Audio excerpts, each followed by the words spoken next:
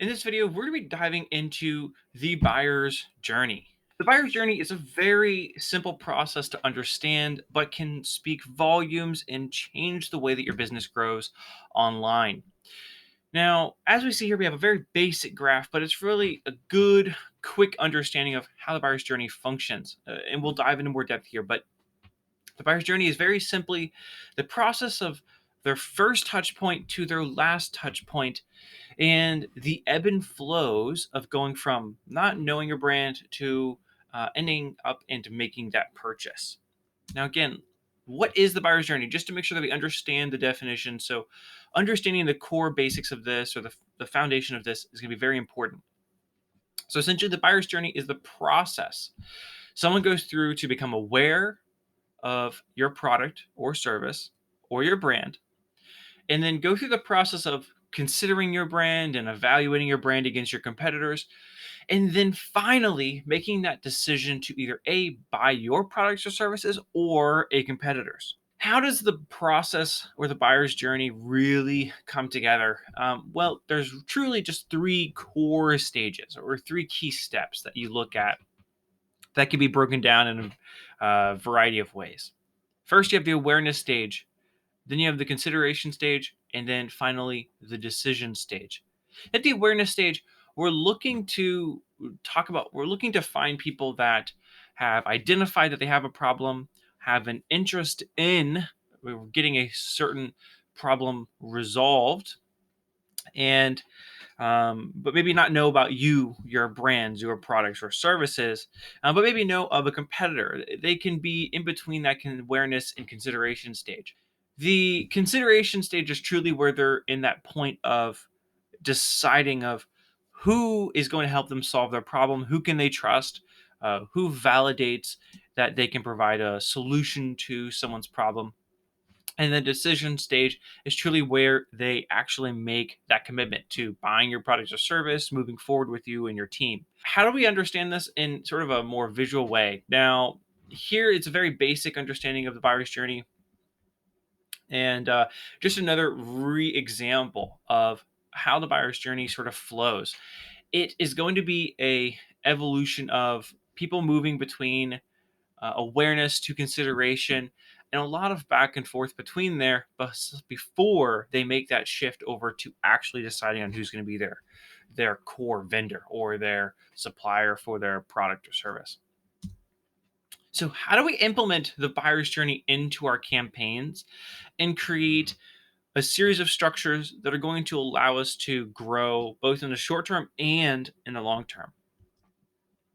How we do this is by breaking down each of the steps into bite sized chunks and excluding people that do not meet the criteria of each of those segments.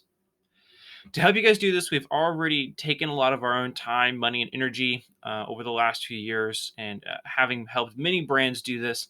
So, we've created really two methods of implementation that we recommend going through and using, whether you're just getting started or you've already been running ads for a while and are looking to maybe improve your existing structure. The first one here is going to be the three-step campaign structure.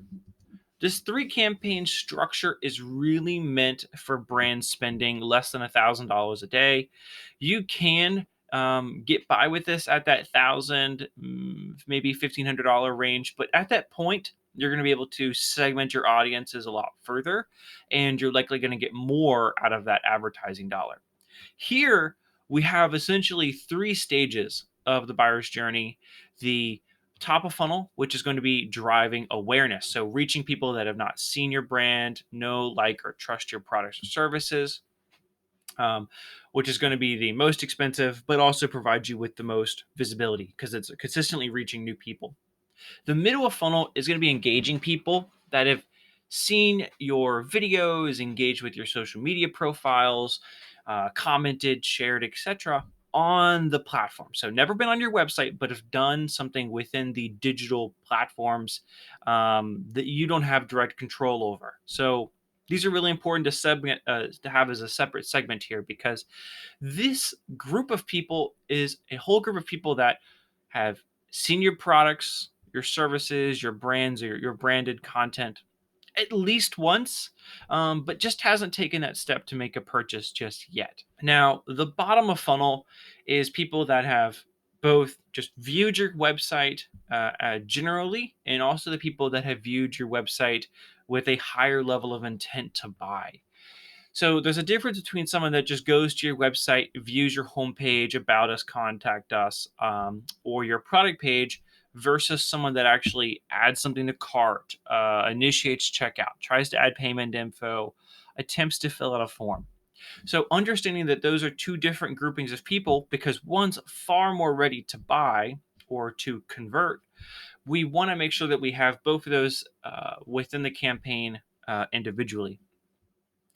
And so between these three stages, we're going to be breaking down each of the core audiences that we need to target without having a bunch of overlap that ends up blowing out our spend. How does this get visualized within the campaigns at the campaign level?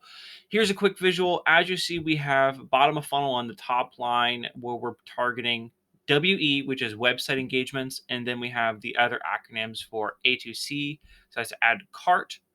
IC is initiate checkout. Now, this shows the way that we would set up the campaigns with the focus of, hey, we're only targeting bottom of funnel people here. We only want to target people that have engaged with the website in some way, shape, or form. Then we have the middle of funnel, just as we shown in the previous video or previous slide, was social engagements and video views. And then finally, top of funnel, cold traffic. These people, we're excluding every single other person here in the group as we go further up the funnel, because we want to make sure that we're targeting more cold traffic as we go through. Diving into the 5-step campaign structure, we're now looking at a more in-depth, deeper breakdown of what we had seen at the 3 campaign structure. At this point, we're breaking this down individually. So a campaign is dedicated to social engagement, video views, website engagement, attempt to purchase, and cold traffic, and so on. Now, the benefits of doing this is that it allows you to really quickly target and analyze what is happening at each of those stages without seeing the muddy data from the others that you'd have available. Now, another benefit of this is that once you've segmented your campaigns into this 5 structure, you're likely spending $1,000+ a day. And so you're going to get a lot of data from each of these placements. Even better, by segmenting them at the campaign level, you're going to be able to put your budget more in a more you're allowed to focus your budget in a more granular way than you would at, let's say, the 3 campaign structure, where at that point you're just trying to get consistent revenues and business coming in. So you having a really granular structure can actually negatively impact you, because initially you're just trying to target anybody and everybody almost to really get things moving through. So at this point, you've already dialed in your copy, your creative, the messaging that you're going to likely have in front of the people. You likely have a good understanding of the audiences you're going to be targeting. This structure helps to solidify that in the first place. But the one big benefit of this as well is that when you're going through and you want to target, let's take social engagement as a good example. Within the social engagement campaign, you can then create audiences that target people that have engaged with your Facebook and Instagram page over different time ranges. So let's say at the 3 campaign structure, you ran with a 180-day time frame just because it was the easiest to move forward with, that allowed you to run ads. Well, now that you're at this point where you're spending $1,000+ a day, you're going to get a lot of data in here. And so you can start targeting people at different time ranges at each of these stages, or within each campaign. So at the social engagement campaign, or this middle of funnel piece here, we might begin to target people at 180 days, 90 days, 60 days, and 30 days to see how uh, as we move closer to their last engagement, improves or negatively impacts our cost per click, our cost per purchase, our overall return on ad spend, and just the engagement metrics overall. And doing this at every single one of these stages is going to allow you to have a much more fine-tuned set of campaigns that provide you a very consistent return compared to variable results that a lot of people will have when they're not building out their campaigns to target people at every stage. So again, here's a visual on sort of how this goes into play here. You see you have the two middle of funnel here. You have one middle of funnel social engagement, one middle of funnel video views. Then you have your bottom of funnel focused on website engagement only. Again, this is going to be focusing on just website engagement. So if that person's added to cart, initiate checkout, they will not be here. They will be into this group as well. So under this grouping, we're only targeting people that have added our products to cart, initiate checkout, added stuff to payment info, but just haven't bought. And then finally, we have our top of funnel campaign. The top of funnel campaign, again, is going to be cold traffic, people that have never seen our videos, our content, our brand, our website before. So, what are the many benefits of the buyer's journey and implementing these different structures into your advertising plan? Well, first, it follows the process of someone or follows the flow that someone generally goes through when deciding on committing to your brand, your products, and services.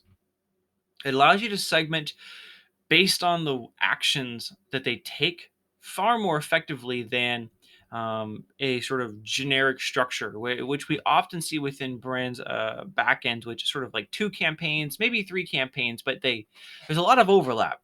So following the process where we segment accordingly and exclude where needed has provided a very solid, consistent return. Doing this as well, you'll be able to get a better understanding of how the customer flows, where things are very profitable, and optimize there more efficiently, allowing you to achieve a lower cost to convert a customer overall and just make your life easier. Finally, not finally, but one of the bigger pieces here is allowing you to diagnose issues far easier than when you have a bunch of campaigns that don't have a lot of crossover. So if one campaign is targeting website engagements and people on the social media platforms, you may not completely understand what's happening within the campaign. So segmenting them accordingly allows you to get a far deeper understanding of, hey, the initiate checkout and add to cart campaigns are underperforming.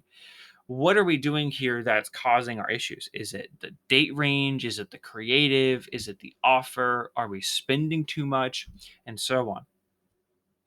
This again helps you speed up management and just make the campaign management process easier. So you're not spending hours looking at the campaigns. You can spend far less time than needed before. And then it also allows you to build a foundation for scaling from all spend levels. We've moved a lot of our partners from the three campaign structure over to the five campaign structure and then taken them further using that foundation well above $10,000 a day. And so if you have not been able to spend a couple $100,000 a day or a couple $1,000 a day, then you'll be able to find that these structures allow you to do far more than you could have seen previously. So again, just understand the buyer's journey and the campaign structure are very one and the same.